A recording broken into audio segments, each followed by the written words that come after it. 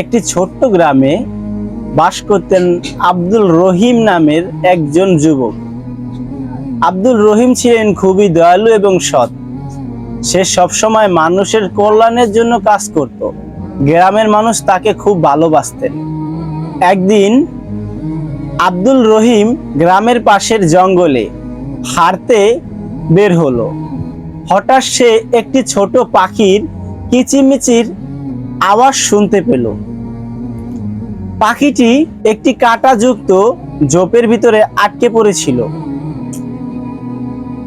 আব্দুল রহিম দ্রুত সেখানে চলে গেল এবং পাখিটিকে সেই কাঁটাযুক্ত ঝোপ থেকে সে ছুটিয়ে দিল এবং পাখিটিকে আকাশের দিকে ছুঁড়ে মারল।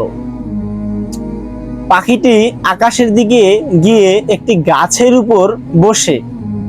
গাছের ডালের উপর বসে সে কিচিমিচি সুরে তার মিষ্টি কণ্ঠে গান গাইতে লাগলো।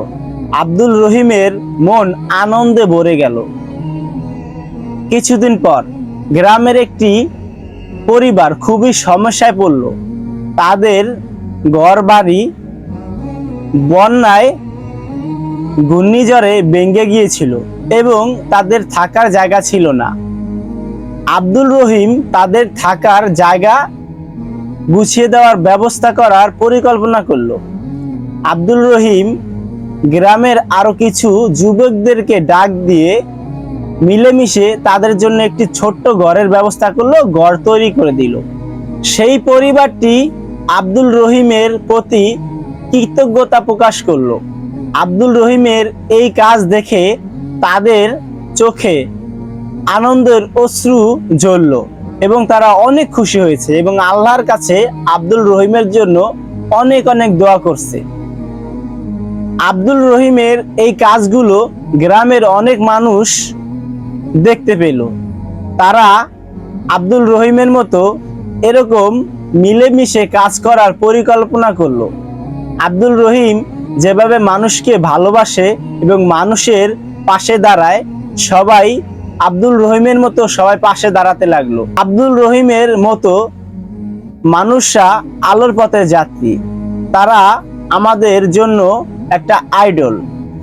এরকম আব্দুল রহিমের মতো আমাদেরও উচিত গরিব দুঃখিনী এবং অসহায় মানুষের পাশে দাঁড়ানো। এ কারণে আসুন আমরা আমাদের বাড়ির আশেপাশে অনেক ক্ষতিগ্রস্ত মানুষ আছে, তাদেরকে দেখলে আমরা সাহায্যের হাত বাড়িয়ে দেই আমাদের সামর্থ্য অনুযায়ী। গল্পটা থেকে আমরা এই শিখলাম যে আব্দুল রহিমের জীবনী থেকে যে আব্দুল রহিম কিভাবে মানুষকে সাহায্য করত। আশা করি আপনারা গল্পটা থেকে কিছু শিখতে পেরেছেন। ভিডিওটা যদি ভালো লাগে অবশ্যই শেয়ার করে দিবেন।